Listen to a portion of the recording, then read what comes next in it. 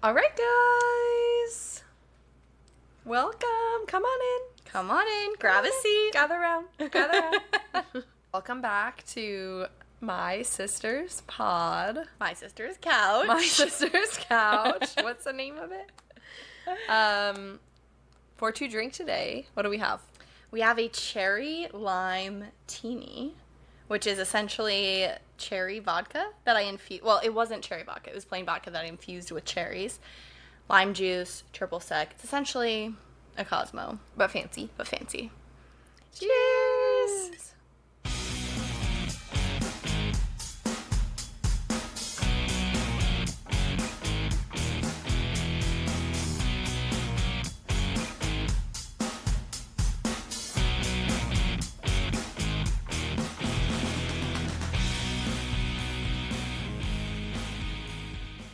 But welcome back to the podcast. Hope everyone is having a great week. How was your week, Joel?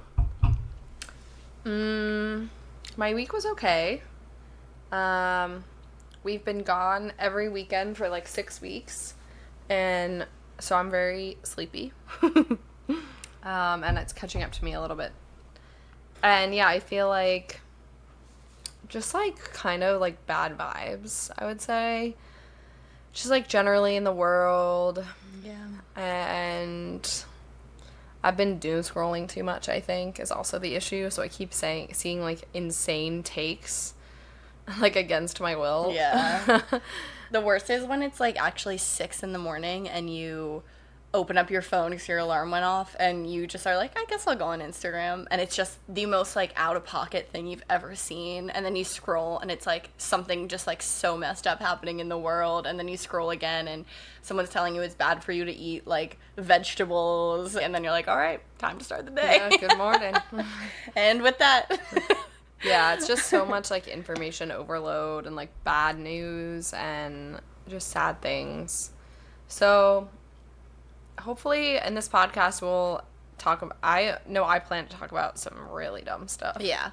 Well, hopefully that if you're listening to this can be a reprise, a little bit of a Reprieve. rest, a reprieve. I was Yeah. going to say reprise. Or reprise. Or reprise. Actually, maybe that's not the No, word. reprise is like, When you go back to it. yeah, it's when, it's like, in, like, Beauty and the Beast, how, like, she, like, reprises, like, the original, or, like, I couldn't think of any other musical besides Beauty and the Beast. How she like does that. Who's she? Belle. What is the song she sings? Or Little Mermaid. When she says, I don't know when, I don't know how. Oh, yes. But I know something's starting right now. That's like the reprise of Part of Your World. Uh-huh. Yeah. We're already getting to the Disney Sorry. songs. We're singing and we're 30 seconds into the podcast. But yes, hopefully we can just be stupid and talk about unimportant stuff and give us all a break from the reality of the world we're living in. Yeah, definitely. Do you want to like do a roadmap? Yeah, we can do a roadmap. So I have 2 pieces to talk about. One is a book. It is my first 5-star read of the year. And that's saying something because I have read a lot of good books this year, but this one was so good. So I want to talk about that. And then I want to talk about our good friend of the channel, someone we really, really look up to. I don't know where she's going with this. Logan Paul. Just kidding. Not a friend Our of the king. channel. Our king. No, but I just can't stop watching clips from his wedding, and it's actually sending me every time I see it, so I want to talk about that. And then I think we have some Big Brother. Is there anything you wanted to touch on, Joel? No, I have to say I'm really looking forward to hearing about Logan Paul's wedding because I have not seen one piece of content. Should I be embarrassed that my algorithm thinks that I would be interested in seeing Logan Paul wedding clips? Probably. But I was actually interested. So. I think maybe we should briefly recap the Jobbers concert. Yes, okay, let's start there. And then I also have a new, never before heard artist. Oh. that I want to talk about because he just came across my desk and I've got a lot of thoughts on him. And I'm a new stan. I would say in the last 24 hours, I have started hyperfixating on this individual. Yeah. So I'd like to talk about him. And that's going to be really a dumb segment. And I don't know how long I'll talk about that. And then we'll talk about Big Brother. There's not a lot going on in my brain this week, I have to say. That's okay. All I have to talk about is my new man. Yes. Your new crush. My new British. Your new British. And that sounds like I'm being offensive towards people from UK, but that's literally how he talks. Yeah, he does. And you British. You need like a UK man of the week. Maddie. You need one. I couldn't have said that better myself. What else are you supposed to do? I don't know. Okay, so maybe you can start. Sure. Or no, we should start with Joe Bros. Yes, let's start with Joe Bros. Yeah. Thoughts, takeaways. Well, I will start by saying this. If you listened to last week's episode, you may know we really convinced ourselves that we were in for a treat. And whoever the like special guest was, we had our hopes set really high, and that continued to play out during the concert. Mm-hmm. And the reason for that is because the album that the Joe Bros just came out with, what's it called? Letters from Your Hometown. The branding or Greetings from Your Hometown. Yeah, something like that. The branding of it is like teal and orange, and so but I didn't know that, and you didn't know that. I knew what the cover looked like, but I thought it was just sort of like vintagey, like sepia tone, like sort of supposed to be like nostalgia. Mm-hmm. I did not realize how similar the colors were to another album that has just recently come out. So the whole time, like, all of a sudden they take off, like, their suits, and Nick is in an orange ascot, and Kevin is in, like, an orange jacket and, like, teal pants.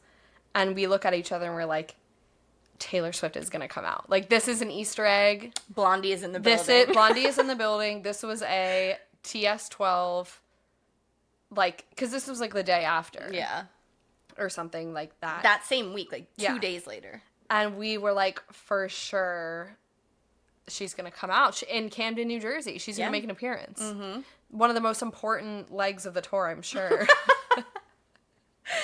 We so at one point there was like a medical, because it's near a hospital. At one point there was like someone being medevaced to the hospital, and we're like. Also, like, we were there with her husband and my boyfriend.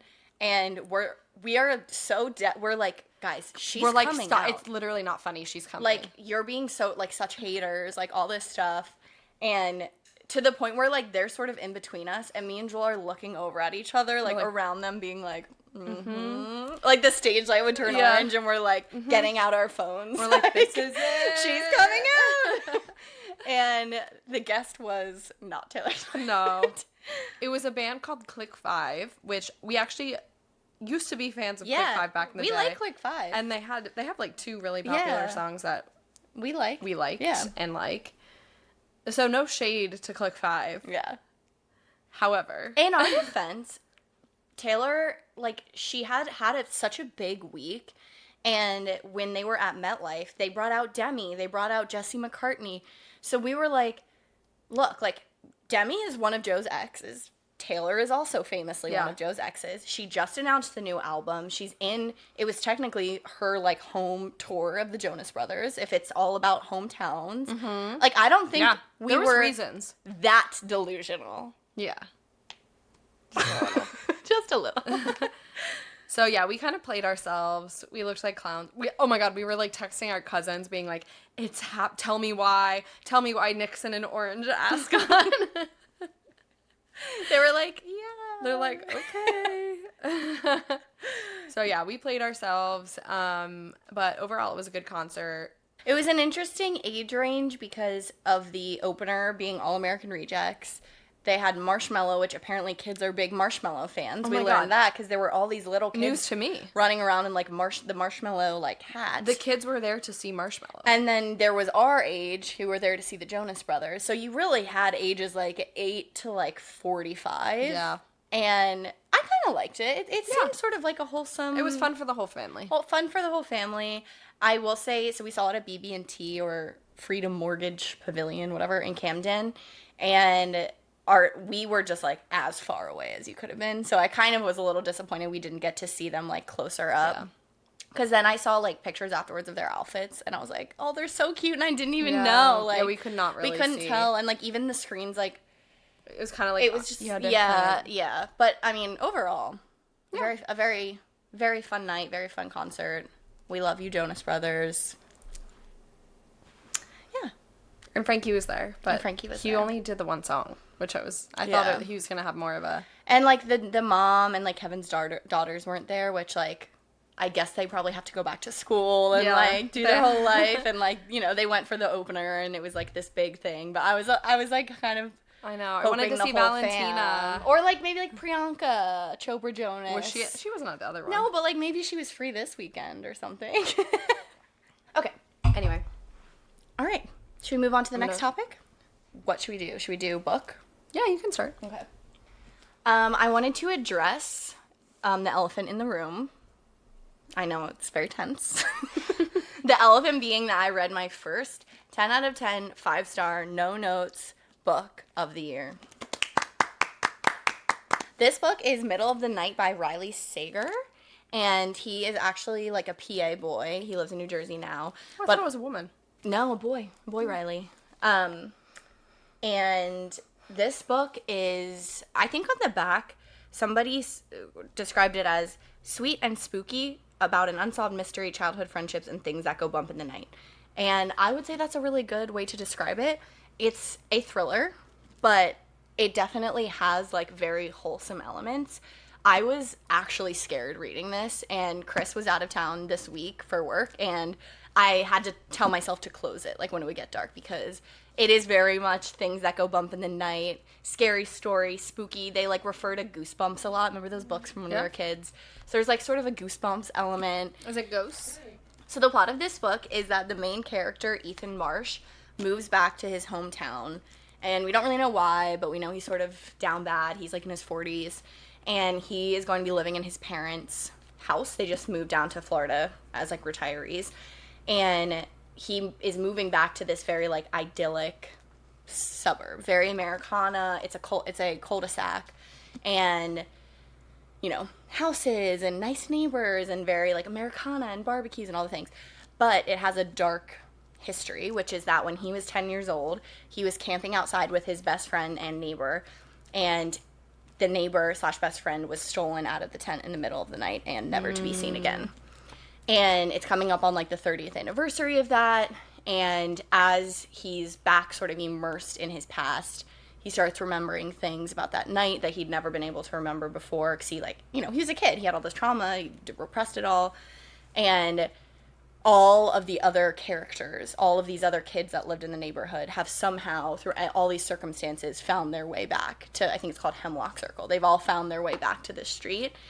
And they're all at different places in their lives, and they're now, like, all in their 40s and all that stuff. And, yeah, so that's sort of the plot of it. I love those kind of books. And so it's about, like, there's, like, a heavy, like, grief component.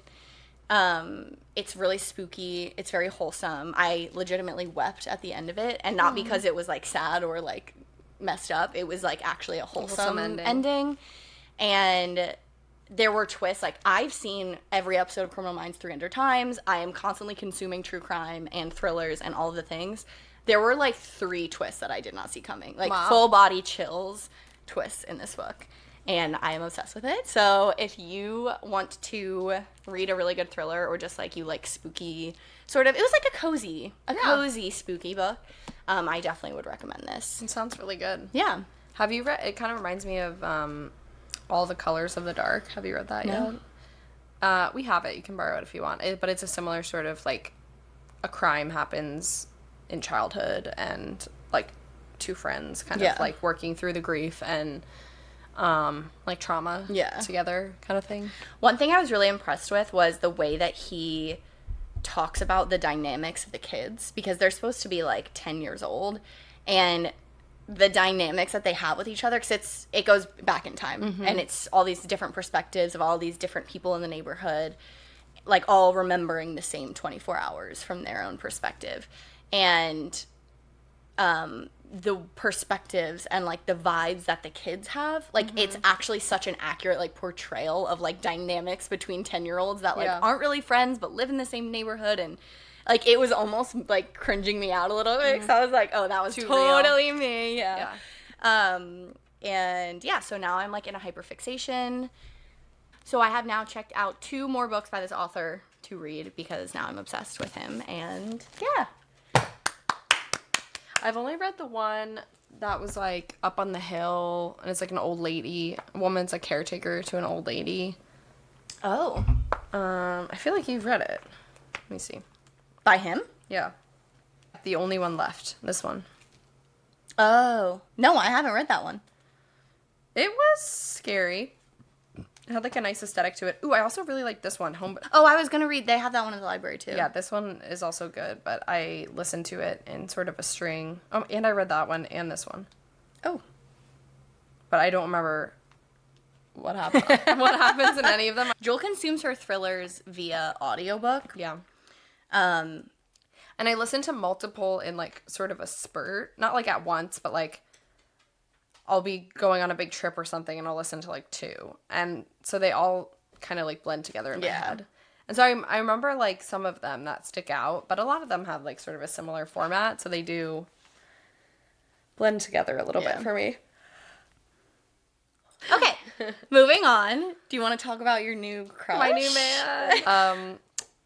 I have been using Reels, as one does, and I keep getting served this like thirst traps of this man who I had never seen before. Apparently he's an artist. His name is Youngblood, spelled Yungblud. I'm pretty sure. And that's clever. Yeah. So I keep getting fan edits of this man from his fan account called Youngblood Army. And they're all like really high quality videos, as if someone's taking them with like a really expensive camera, and they're all like edited really well. Like it seems like so fake. Like it seems like it could be like it's part giving, of his team. Yeah, it's giving like industry plant / like fake paparazzi. Yeah, it's giving fake paparazzi a little bit, and they're all like thirst traps of him. So I'm gonna.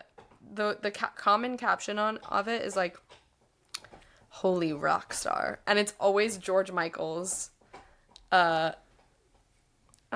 be your preacher, teacher, lay your hand in mine. Okay. About like, it seeming, like why are there are all these high quality videos of him like. It's for sure like his social media manager, yeah. So that was my first exposure to him. So I'm like, who is this like fake celebrity? Like this can't be a real guy. So I do a little bit of a deep dive. This man has like 10 million followers on Spotify. He's like a very famous person. And I had never heard of him. Chris led me to believe that he has some relation to Ozzy Osbourne. Okay, so yes, I did discover that in my deep dive. He is like, he's kind of in the same realm as like MGK and like Travis Barker, I would say. He's kind of like a punk rock, kind of pop punk rock person. He also has like some sort of like, it seems like mentorship with the late Ozzy Osbourne. Friend of the channel, Ozzy Osbourne? Yeah, and I think he was kind of getting some mainstream. So anyway, but back to my point about the Spotify followers. So I think is very famous in the UK. And I don't believe he has done much. Like, I don't believe it's made its way across the pond yet. But he did perform, I think a few days before Ozzy Osbourne passed away, he had basically like a tribute concert. The timing is crazy, but he had this like farewell concert, and Youngblood performed a song at it. And that was kind of like getting some buzz. And they had this like emotional like video at the end of it where Ozzy was like giving him his necklace and they're like hugging.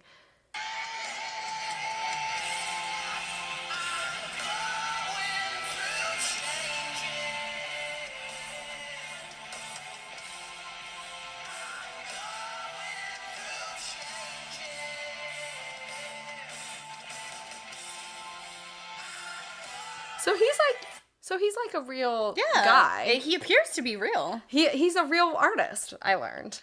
So then I do a little bit more of a deep dive into his personhood. And he's actually like a huge activist. He's done a lot of like, he's attended a lot of protests. He's spoken out during music festivals against like the persecution and like violence happening in the Middle East. And he went to like Black Lives Matter protests in like 2020. And he did a whole music festival that he put on in the UK, specifically because he feels like some of the larger music festivals that artists play at are overpriced, and he wants like his concerts to be more accessible for like the people in his community. Yeah. So I'm like talking about like predatory ticketing. Yeah, and he's like, I don't want someone to have paid $750 to come to my show. Like, that's crazy. Wow.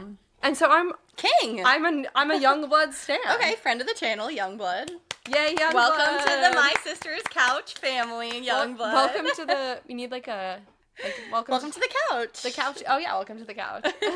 Youngblood, welcome to the couch. You can sit between me and Frankie Jonas. Yeah, exactly. So anyway, what was my algorithm lumping me in as someone who would enjoy a stan account of this random British man has actually turned me into a stan. The algorithm got it right. Wow. So yeah, shout out Youngblood. And actually, you know what? You heard it here first. I discovered Youngblood. You're like the guy who like got Charli D'Amelio into the Hype House when she had like 10 million followers, and he's like, I discovered Charli He's D'Amelio. like, I made Charli D'Amelio famous. And then she left the Hype House and got like 80 million more followers. Yeah. So yeah, that's You're me. like him. Yeah. So anyway, that's my Youngblood journey. Nice. All right, our last topic here is really, really important to the cultural zeitgeist of this channel, which is that Logan Paul has gotten married. And I'm going to go ahead and say this right now. I don't know what the wife's name is. Right off the bat? Right off the bat, no very little information. This is his baby mama, no? No idea. Oh, I'm thinking of Jake. Yeah, I don't think they're getting married. But he is about to be a father, I believe. Idiocracy in real life. I linked these videos in here so I wouldn't forget, because I truly was laughing out loud when I saw these. So I'm going to first start, and we'll attempt to plug in these videos with just how violently awkward the vibes are in the building. I don't know what's going on in this.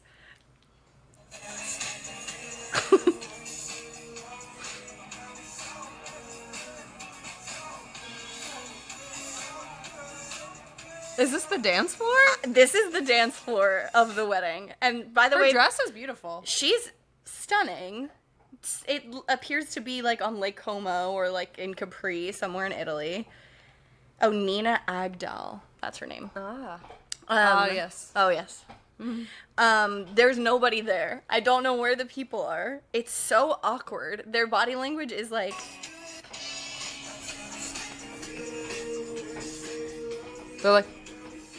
They like don't know the words to the song they're mouthing. Yeah.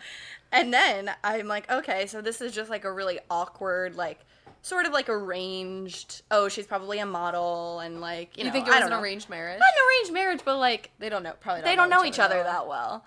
Then I see this video later in the night, and I'm like, holy shit. So describe it to the audio. For those listening on audio, this video is of a beautiful wedding cake. Probably 100,000. No, maybe, but like tens of thousands. Just a gorgeous, expensive wedding cake being absolutely demolished by Jake Paul. He is beating the shit out of this wedding cake. What during insane. What appears to be like the cutting of the cake. And, like, he's not, like, oh, cute, like, oh, I'm a boxer, or, like, you know, pretend to hit the cake. No, he's, like, beating the shit out of this pastry, like... Why, do you think? The good news is that Logan is seemingly very supportive of his decision to beat up his wedding cake. It's not like Logan is, like, pissed off. Yeah, he seems, like, in on it. He seems in on it. I'm curious to see what the wife thinks of this decision. Oh my god, that poor woman. She's probably, like... I just, like, am scared. Yeah. A little bit. Because why are you doing that? Do you think they had, like, a real cake, and then this was, like, the punching cake? Maybe. Like, are they gonna pass this out to guests now? Yeah, now that it's covered in Jake Paul's fist sweat. Yeah. And the top comment on this video is, "This is proof that money can never buy class." And to that I would say... Period. Yes. And to that I would also say, money can buy a new wedding cake, so...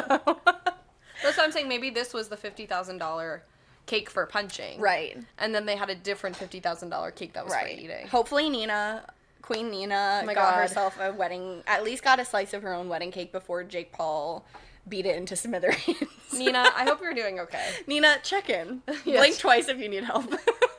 Nina, sound off in the comments. So yeah, I was just absolutely gobsmacked at that, and I wanted to share with the table. So yeah, that's why I had not seen that. So thank you for sharing. You're welcome.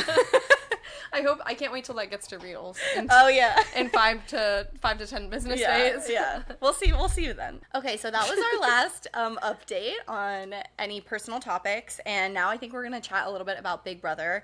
We have had, I think, about like a week or week and a half. A week and a day or two. Do you want to do a quick recap, Joel? Sure. So this is my GPT recap. So last week, Ava Pearl, which sounds like a fake name, by the way. Crazy name. Ava Pearl was head of household, and she kind of wanted to make some big moves, and so she ended up nominating, this was a safe move, but Keanu, Zach of Savannah Banana fame, and Vince.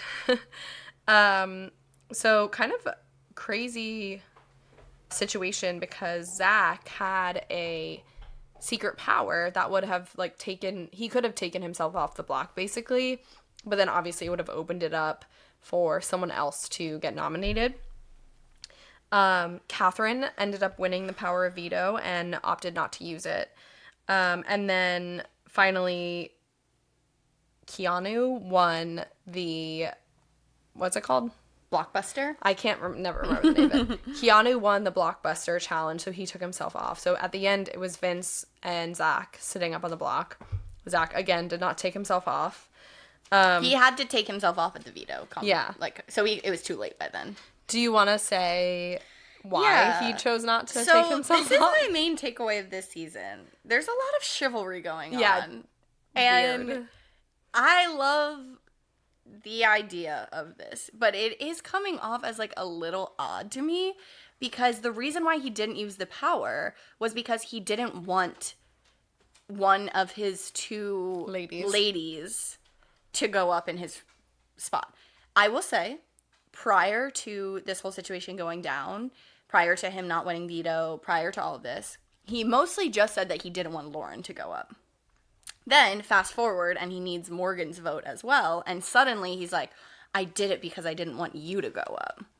So the love triangle is... Yeah, I think that's important context, is that Morgan is in love with him. And he's in love with Lauren. And so it's not even a triangle, it's just a line. Yes, and Lauren doesn't care. Lauren does not give a crap about this man. Not interested in a showman.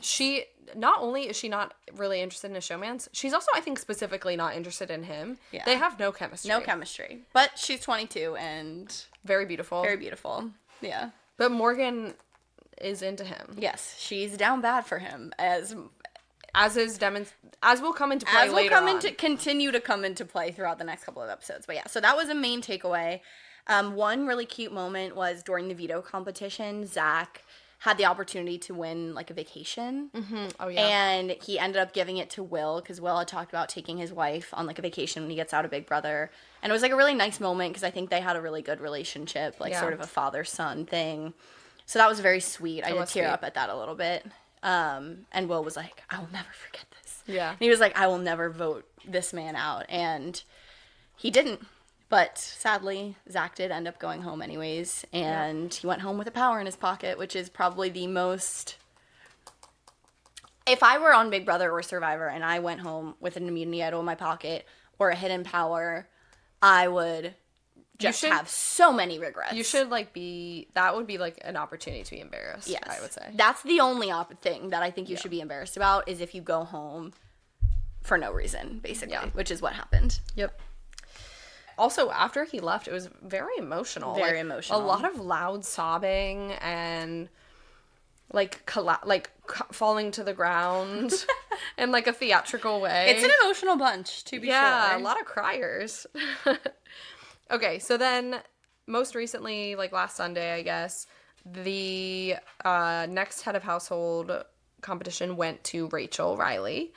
And she kind of did a really, like, bold move, I would say, and she nominated Vince, Morgan, and Mickey. She kind of, like, clocked that Mickey was, like, calling a lot of the shots, making a lot of the decisions, and I guess Morgan as well a little bit, but... And Vince. Yeah.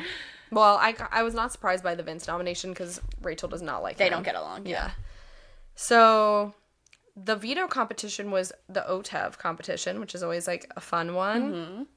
Mm-hmm. And Lauren ended up winning. There was kind of, like, a back and forth about, like, would she use it? Would she not use it? And I think during that time, there was kind of, it's obviously we're kind of biased because we don't see exactly what's going on in the house, but there definitely seems to be a perception. I'm not saying it's real, but there's definitely a perception that Lauren is someone who is easily manipulated, I would say. And so everyone is, like, trying to trick her into doing what they want, including Rachel, who is not as sneaky as she thinks she is. Yeah. So, like, I had a couple takeaways on this. One being, I was very impressed, actually, by Rachel's instincts. Of course, she's, like, a legend. She's played this game many times, but Mickey really did a good job of convincing her not to put her on the block, and Rachel did anyways. And Kelly, like, even got caught in, like, Kelly does not seem to be, like, doing the best in the game, and she sort of got caught, like, spreading something that Rachel told her, and so Rachel was really considering putting her on the block. But I was very impressed by Rachel's, like, Big Brother instincts to go ahead and put Mickey up instead of Kelly, because Kelly's not a threat at all, and, like, Mickey is truly running the show. So I was impressed by that. And then another couple things. Number one, I don't want this to come off like I am just fully a stan of Rachel. I just find her to be so entertaining. Yeah. And I think she plays the game in such an interesting way. Specifically, this was so Survivor coded of her when she would not let anybody talk to Lauren after she won the veto. Morgan's trying to talk to her alone. Vince is trying to talk to her alone. Old school play, I would say. It say. was literally giving, like, Survivor. season 10 Boston Rob, like, Not 2008, not letting, bathroom. making everyone sit down and not letting them leave. Like, it was very Boston Rob coded. And that was so entertaining to me, like, her literally essentially cock blocking every single conversation. Following her around, yeah. And so I was entertained by that. I thought that Morgan, like, doing the whole weepy, like, Zach would have wanted us to work together. We need to have a whole designated. Like, I literally... Okay, so Morgan kind of pitched this to Lauren. After Lauren won the veto, Morgan sat down with Lauren and revealed this, like, piece of information that Zach had this secret power of veto that he chose not to use in order to keep Morgan and Lauren safe. And she was, like, weeping and being like, he would have wanted us to work together. He did this so that we could stay in and work together, and, like, he would have wanted this.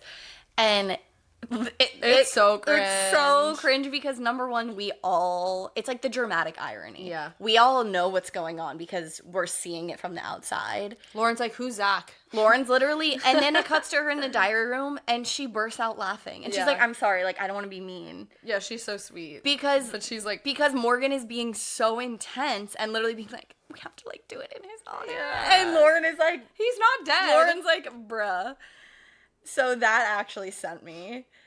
And I think my other takeaway is that I was very impressed by Lauren, despite all of the allegations that she cannot make decisions on her own, And despite Morgan trying to manipulate her, despite Vince trying to manipulate her, Rachel... Like, crashing out a little bit. Crashing out. And I will also give my P's and Q's to the editors of Big Brother, because the scenes where they're getting ready for the veto competition and they're running around and it shows the two of them, like, trying to avoid talking, and, like, she's getting her moisturizer and she's going in there being like, oh my God, I'm freaking out. Yeah. It really gave you, like, a look into, like, how high stress those moments are in the Big Brother house. And, like, it shows Rachel in this, like, gown walking down the stairs. Oh my gosh, and she's so scary. Lauren in the bathroom, like, being like, guys, like, I don't know what the fuck to do. Like, I'm freaking out. Like, I cannot do this. And then she's like, she's coming. I have to go. And then it's Rachel, like... in, like, a sequin ball It gown. literally is with a train. Yeah, there's and like a cape. I was like, this is so dramatic. Like, I am obsessed. And despite it all, Lauren did use the veto to take Vince down. And shout out. Rachel literally basically threatened her and said, if you do it, I'm going to put up one of your closest allies She did. in Riley or Catherine. And she did. She put Riley up, and Sweet Riley is just down bad. oh, did you see, like, people are saying he should be taken off the show? Why? They kind of showed a little bit of it in the episode where he is, like, being very intense to Catherine and being like, I love you, blah, blah. Like, love bombing a little bit. Love bombing, and, like, apparently people who are watching the streams have seen what people are, like, calling for him to be removed from the show. And I'm like, okay, it's a little dramatic. Yeah. But basically that, like, there have been some conversations along the lines of, like, him being like, we're getting married, we're going to be together forever after this, blah, blah, blah. And Catherine is like, well, what if we, like, break up in the show? And he's like, well, that's not going to happen. Like, sort of making it seem like she doesn't, like, have a say in the matter. And, like, no, like, we are going, like, I will be waking up next to you every day for the rest of my life. And she's like, well, like, I don't know. We just met. Yeah. And so people are, like, sort of canceling him from those, like, lives. I think it's good that Catherine is being like, well, we're in a weird, like, sort of hostage situation. Maybe we should, like, see what we act like outside of it and, like, meet each other's family and stuff like that before we, like, commit to a lifelong partnership. Yeah. Yeah. So That's tea. My last takeaway has to do with Will. They did sort of like a diary room where it's cutting back and forth between Will in the diary room saying, I cannot handle all of these people talking to me all the time about all this emotional stuff. And then it's switching to Morgan, like, talking to him about Just yapping away about something. And, like, girl, same. So, like, no shade to you. I would be doing the same. But she's like, you know, it's just like, it's just my personality. Like, I always thought I would come to this. And he's like, He's like, yeah. And then it switches to him in the diary room, and he's like, sometimes I just repeat back to them what they say. And then it cuts to him, and she's like, yeah, I just don't know what to do. And then he's like, yeah, I just don't know what to do. And she's like, yes. And then, like, it's going back and forth, and I thought to myself, that is how you would be in Big Brother. Yeah. Like, just the, like, emotion, like, the heightened, like, the crying, and, like, just, like, the talk about feeling, like, all that stuff. I feel like you would get so sick of it.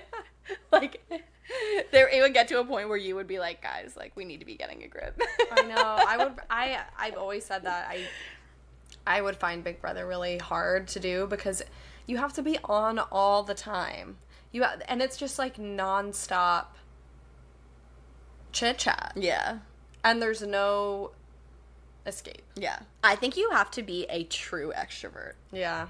Like, when it cut to this scene of them, like, out by the pool, and they're talking about, like, some, like, place they were going to, and then Rachel's like, okay, guys, like, would you rather be, like, a bird or, like, a deer? And they're like, I don't know. Like, I think that's what the conversations are like all day, See, every that day. would, like, send me. Yeah. I would be like, I'm gonna go sit by myself over there.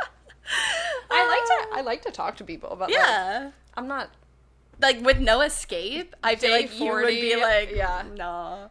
I mean, by the time, like, the later days go around, like, there's so few people left. You run out of stuff to talk about, I'm too. sure there's a lot of spending time alone in those last couple weeks. Yeah, it probably gets lonely. It does. There's, like, a mental, like, I know I've seen seasons where people really struggle at the end because... It's so long. I mean, it's all, that you have nothing to do. You don't have, there's no books, there's no TV, like, you're literally just sitting around with your thoughts all the time.